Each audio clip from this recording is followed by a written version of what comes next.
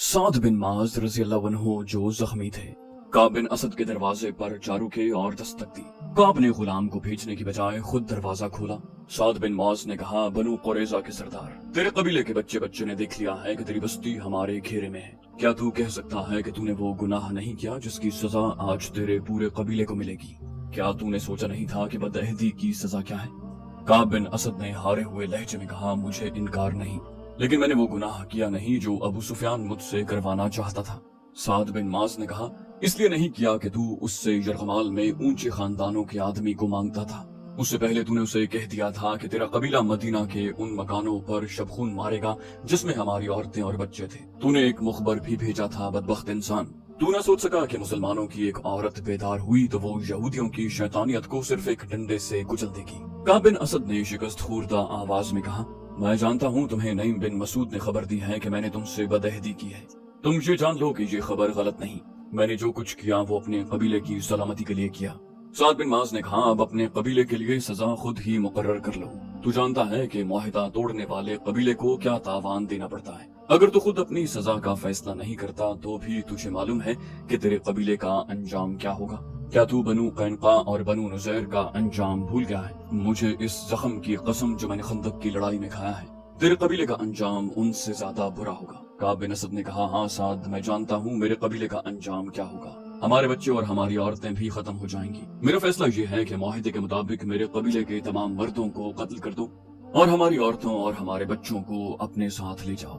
वो जिंदा तो रहेंगे। साद बिन माज ने कहा, सिर्फ जिंदा नहीं रहेंगे, वो खुदा के सच्चे नबी सल्लल्लाहु अलैहि वसल्लम की रहमत की बदौलत बाइज्जत जिंदगी बसर करेंगे। अपने तमाम आदमियों को बाहर निकालो। साद बिन माज रज़ी अल्लाह अन्हु वापस आ गए। उन्होंने रसूल करीम सल्लल्लाहु अलैहि वसल्लम से कहा, या रसूल अल्लाह, बनु कुरैज़ा ने अपनी सजा खुद मुकर्रर की है। उनमें जो आदमी लड़ने के काबिल हैं उन्हें कत्ल कर दिया जाए और औरतों, बच्चों और बूढ़ों को अपनी तहवील में ले लिया जाए। सबने देखा कि बनु कुरैज़ा के लोग किले से बाहर आ रहे थे।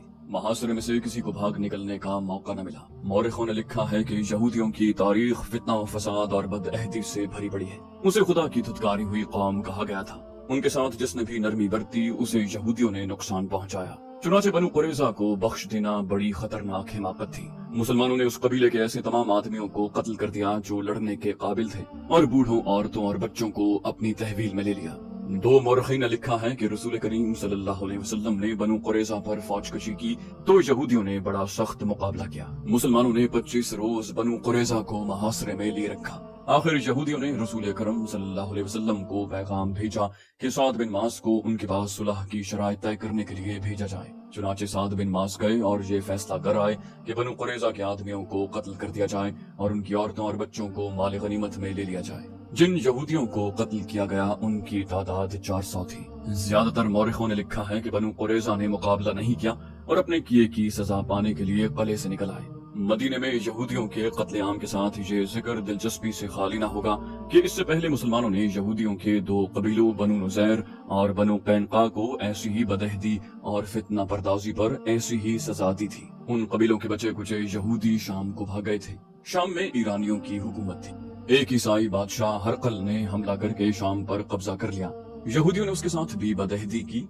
इधर मदीना में मुसलमान बनु कुरैज़ा को कत्ल कर रहे थे, उधर हरकल बनु नुज़ैर और बनु कैनका का कत्लेआम कर रहा था। एक हदीस है जो हजरत आयशा रज़ी अल्लाह ताला अन्हा के हवाले से हिशाम बिन अरवा ने बयान की है कि साद बिन माज रज़ी अल्लाह अन्हु के फैसले को रसूल करीम सल्लल्लाहु अलैहि वसल्लम ने कबूल फरमा लिया और बनु कुरैज़ा के यहूदियों को कत्ल कर दिया। हिशाम बिन उरवा ने यह भी कहा है कि उनके वालिद बुजुर्गवार ने उन्हें ये वाकया सुनाया था कि साद बिन माज रज़ी अल्लाह अन्हु को सीने में बर्छी लगी थी। जब बनु कुरैज़ा को सजा दी जा चुकी तो रसूल अल्लाह सल्लल्लाहु अलैहि वसल्लम के हुक्म से साद बिन माज के लिए मस्जिद के करीब एक खैमा लगाकर उसमें उन्हें रखा गया ताकि उनके जख्म की देखभाल आसानी से होती रहे। साद बिन माज रज़ी अल्लाह अन्हु उस खैमे में लेट गए लेकिन उठ बैठे और उन्होंने खुदा से दुआ मांगी कि उनकी एक ही ख्वाहिश है कि हर उस कौम के खिलाफ लड़ें जो अल्लाह के रसूल सल्लल्लाहु अलैहि वसल्लम को सच्चा नबी नहीं समझती। मगर लड़ाई खत्म हो चुकी है। उन्होंने खुदा से इल्तिजा की कि अगर मेरे नसीब में कोई और लड़ाई लड़नी है तो मुझे उसमें शरीक होने के लिए जिंदगी अता फरमा। अगर ये सिलसिला खत्म हो गया है तो मेरे जख्म को खोल दे कि मैं तेरी राह में जान दे दूं। साद बिन माज रज़ी अल्लाह अन्हु की ये दुआ 3-4 आदमियों ने सुनी थी लेकिन उन्होंने उसे अहमियत नहीं दी थी। صبح کسی نے دیکھا کہ سعد بن معاذ رضی اللہ عنہ کے خیمے سے خون بہ بہ کر باہر آ رہا تھا۔ خیمے میں جا کر دیکھا سعد بن معاذ رضی اللہ عنہ شہید ہو چکے تھے۔ انہوں نے خدا سے شہادت مانگی تھی، خدا نے ان کی دعا قبول کر لی، ان کے سینے کا زخم کھل گیا تھا۔ بنو قریظہ کی تباہی کی خبر مکہ پہنچی تو سب سے زیادہ خوشی ابو سفیان کو ہوئی۔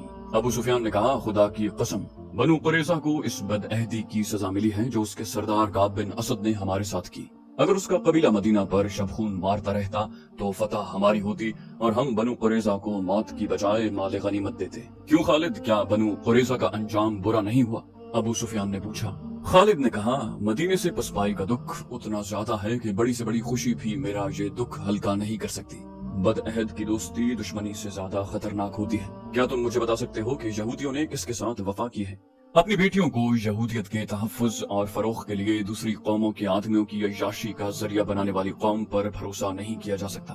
ابو سفیان نے کہا، ہمیں مسلمانوں نے نہیں، طوفانی آندھی نے محاصرہ اٹھانے پر مجبور کیا تھا، ہمارے پاس خوراک نہیں رہی تھی۔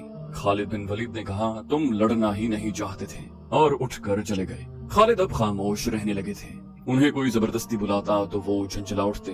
ان کے قبیلے کا سردار ابو سفیان ان سے گھبرانے لگا تھا۔ خالد انہیں بزدل کہتے۔ خالد نے اپنے آپ سے عہد کر رکھا تھا کہ وہ مسلمانوں کو شکست دیں گے، لیکن انہیں جب میدان جنگ میں مسلمانوں کی جنگی چالیں اور ان کا جذبہ یاد آتا تو وہ دل ہی دل میں رسول اکرم صلی اللہ علیہ وآلہ وسلم کو خراج تحسین پیش کرتے۔ ایسا عسکری جذبہ اور ایسی عسکری فہم و فراست قریش میں ناپید تھی۔ خالد خود اس طرز پر لڑنا چاہتا تھا، لیکن اپنے قبیلے سے انہیں تعاون نہ ملتا۔ آج جب وہ مدینہ کی طرف اکیلا جا رہا تھا تو اسے مارکہ خندق سے پسپائی یاد آ رہی تھی۔ اسے غصہ بھی آ رہا تھا اور وہ شرمسار بھی ہو رہا تھا۔ اسے یاد آ رہا تھا کہ اس نے 1 سال کس طرح گزارا تھا۔ وہ مدینے پر ایک اور حملہ کرنا چاہتا تھا، لیکن اہل قریش مدینہ کا نام سن کر دبک جاتے۔ آخر اسے اطلاع ملی کہ مسلمان مکہ پر حملہ کرنے آ رہے ہیں۔ اسے یہ خبر ابو سفیان نے سنائی تھی۔ مسلمان مکہ پر حملہ کرنے صرف اس لیے آ رہے ہیں کہ ہم نے ثابت کر دیا ہے کہ قبیلہ قریش محمد صلی اللہ علیہ وسلم سے ڈرتا ہے۔ خالد نے ابو سفیان سے کہا، کیا تم نے اپنے قبیلے کو کبھی بتایا ہے کہ مسلمان مکہ پر حملہ کر سکتے ہیں؟ کیا قبیلہ حملہ روکنے کے لیے تیار ہے؟ ابو سفیان نے کہا، اب اس بحث کا وقت نہیں کہ ہم نے کیا کیا اور کیا نہیں۔ مجھے اطلاع دینے والے نے بتایا ہے کہ مسلمانوں کی تعداد تقریباً 1500 ہے۔ تم کچھ سوچ سکتے ہو؟ خالد نے کہا، میں سوچ چکا ہوں۔ مجھے 300 سوار دے دو، میں مسلمانوں کو راستے میں روک لوں گا۔ میں کرال خیم کی پہاڑیوں میں گھات لگاؤں گا، وہ اسی درے سے گزر کر آئیں گے، میں انہیں ان پہاڑیوں میں بکھیر کر ماروں گا۔ ابو سفیان نے کہا، تم جتنے سوار چاہو لے لو اور فوراً روانہ ہو جاؤ، ایسا نہ ہو کہ وہ درے سے گزر آئیں۔ خالد کو آج یاد آ رہا تھا کہ اس خبر نے اس کے جسم میں نئی روح پھونک دی۔ اس نے اسی روز 300 سوار تیار کر لیے۔ مسلمانوں کی تعداد 1400 تھی، ان میں زیادہ تر نفری پیادہ تھی۔ خالد خوش تھا کہ اپنے سواروں کی قیادت اس کے ہاتھ میں۔ اب ابو سفیان اس کے سر پر سوار نہیں تھا، سب فیصلے اسے خود کرنے تھے۔ وہ مسلمانوں کو فیصلہ کن شکست دینے کے لیے روانہ ہو گیا۔ خالد کچھ دیر آرام کر کے اور گھوڑے کو پانی پلا کر چل پڑا۔ اس نے گھوڑے کو تھکنے نہیں دیا تھا۔ مکہ سے گھوڑا آرام آرام سے چلتا آیا تھا۔ خالد بن ولید بڑی مضبوط شخصیت کا انسان تھا۔ اس کے ذہن میں خواہشیں کم اور ارادے زیادہ ہوا کرتے تھے۔ وہ ذہن کو اپنے قبضے میں رکھتا تھا، مگر مدینے کو جاتے ہوئے ذہن اس پر قابض ہو جاتا۔ یادوں کے تھپیڑے تھے جو اسے طوفانی سمندر میں بہتی ہوئی کشتی کی طرح پٹخ رہے تھے۔ کبھی اس کی ذہنی کیفیت ایسی ہو جاتی جیسے وہ مدینہ بہت جلدی پہنچنا چاہتا ہو، اور کبھی یوں جیسے اسے کہیں بھی پہنچنے کی جلدی نہ ہو۔ اس کی آنکھوں کے آگے منزل سراب بن جاتی اور دور ہی دور ہٹتی نظر آتی۔ گھوڑا اپنے سوار کے ذہنی خلفشار سے بے خبر چلا جا رہا تھا۔ سوار نے اپنے ذہن کو جھٹک کر گرد و پیش کو دیکھا۔ وہ ذرا بلند جگہ پر جا رہا تھا۔ افق سے احد کا سلسلہ گوہ اور اوپر اٹھایا۔ خالد کو معلوم تھا کہ کچھ دیر کے بعد ان پہاڑیوں کے قریب سے مدینے کے مکان ابھرنے لگیں گے۔ اسے ایک بار پھر خندق اور پسپائی یاد آئی، اور اسے مسلمانوں کے ہاتھوں 400 یہودیوں کا قتل بھی یاد آیا۔ بنو قریظہ کی اس تباہی کی خبر پر قریش کا سردار ابو سفیان تو بہت خوش ہوا تھا، مگر خالد بن ولید کو نہ خوشی ہوئی نہ افسوس۔ خالد بن ولید کو خیال آیا، قریش یہودیوں کی فریب کاریوں کا سہارا لے کر محمد صلی اللہ علیہ وسلم کے پیروکاروں کو شکست دینا چاہتے ہیں۔ اس نے اپنے ماتھے پر ہاتھ پھیرا جیسے اس خیال کو ذہن سے صاف کر دینا چاہتا ہوں۔ اس کا ذہن پیچھے ہی پیچھے ہٹتا جا رہا تھا۔ گھنٹیوں کی مترنم آوازیں اسے ماضی سے نکال لائیں۔ اس نے دائیں بائیں دیکھا، بائیں طرف وسیع نشیب تھا۔ خالد اوپر جا رہا تھا۔ نیچے 4 اونٹ چلے آ رہے تھے۔ اونٹ ایک دوسرے کے پیچھے تھے۔ ان کے پہلو میں ایک گھوڑا تھا۔ ऊंटों पर 2 औरतें, चंद बच्चे और 2 आदमी सवार थे। ऊंटों पर सामान भी लदा हुआ था। घुड़सवार बूढ़ा आदमी था। ऊंट की रफ्तार तेज थी। खालिद ने अपने घोड़े की रफ्तार कम कर दी।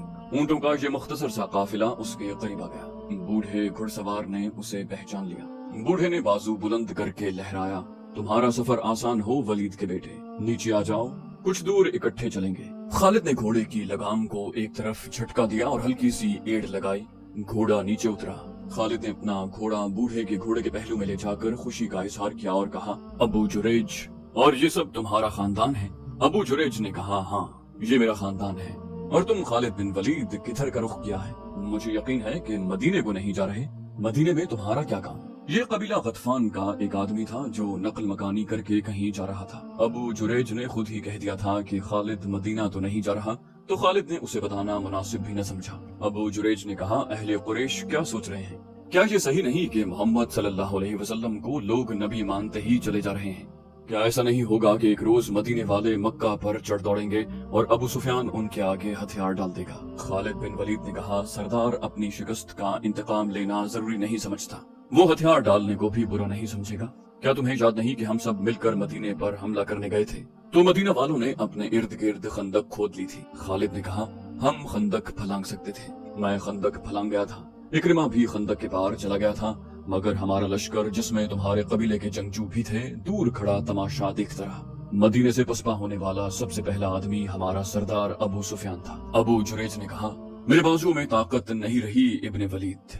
उसने अपना एक हाथ आगे किया जो ज़ईफी से कांप रहा था।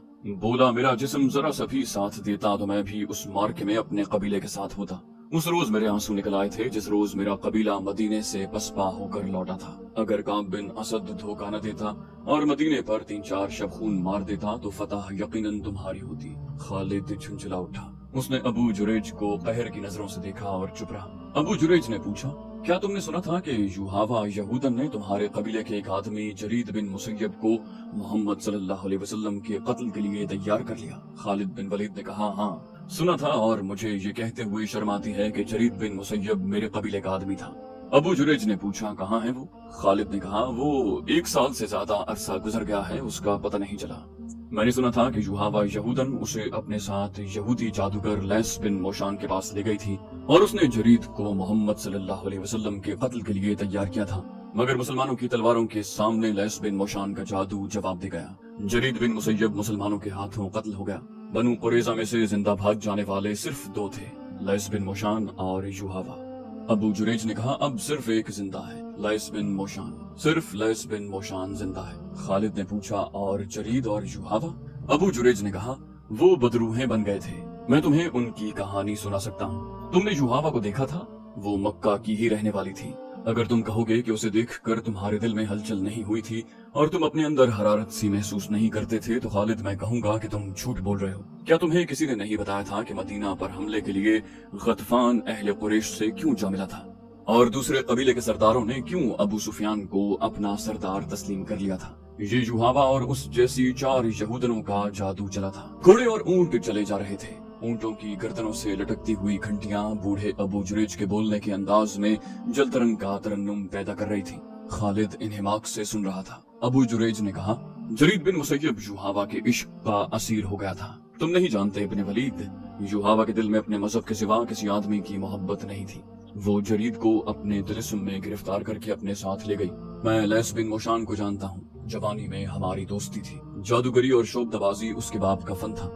बाप ने ये फन उसे विरसे में दिया था। तुम मेरी बात सुन रहे हो वलीद के बेटे, या उकता रहे हो? अब मैं बातों के सिवा कुछ नहीं कर सकता। खालिद हंस पड़ा और बोला, सुन रहा हूँ अबू जुरैज, गौर से सुन रहा हूँ। वो बोला, ये तो तुम्हें मालूम ही होगा कि जब हमारे लश्कर को मुसलमानों की खंदक और आंधी ने मदीने का महासरा उठाकर पसपाई पर मजबूर कर दिया, तो मोहम्मद सल्लल्लाहु अलैहि वसल्लम ने बनु कुरैज़ा की बस्ती को घेर लिया था। लैस बिन मोशान और युहावा जरीद बिन मुसय्यब को वहीं छोड़कर निकल भागे। खालिद ने कहा, हाँ हाँ अबू जुरैज, मुझे मालूम है कि मुसलमानों ने बनु कुरैज़ा के तमाम मर्दों को कत्ल कर दिया और औरतों और बच्चों को अपने साथ ले गए। अबू जुरैज ने हंसते हुए कहा, मैं जानता हूँ तुम मेरी बातों से उकता गए हो, तुम मेरी पूरी बात नहीं सुन रहे हो। खालिद ने कहा, मुझे ये बात वहां से सुनाओ जहां से मैंने पहले नहीं सुनी। मैं वहां तक जानता हूँ कि जरीद बिन मुसय्यब अब उसी पागलपन की हालत में मारा गया था जो उस बूढ़े यहूदी शोबतबाज ने उस पर तारी की थी, اور وہ خود جوہاوا کو ساتھ لے کر وہاں سے نکل بھاگا تھا۔ ابو جریج نے کہا اس کے بعد کیا ہوا میں تمہیں بتاتا ہوں۔ تو دوستو یہ تھی ہماری آج کی ایپیسوڈ، امید کرتے ہیں آپ کو ہماری ایپیسوڈ پسند آئی ہوگی۔ جانے سے پہلے اس ویڈیو کو لائک، شیئر اور کامنٹ کرنا مت بھولیے، اور اگر آپ ہمارے چینل پر نئے ہیں تو اسے سبسکرائب کیجیے اور بیل آئیکن پر کلک کیجیے تاکہ آپ کو تمام ویڈیوز فوراً ملتی رہیں۔ اگلی ویڈیو تک کے لیے اپنا خیال رکھیے، اللہ حافظ۔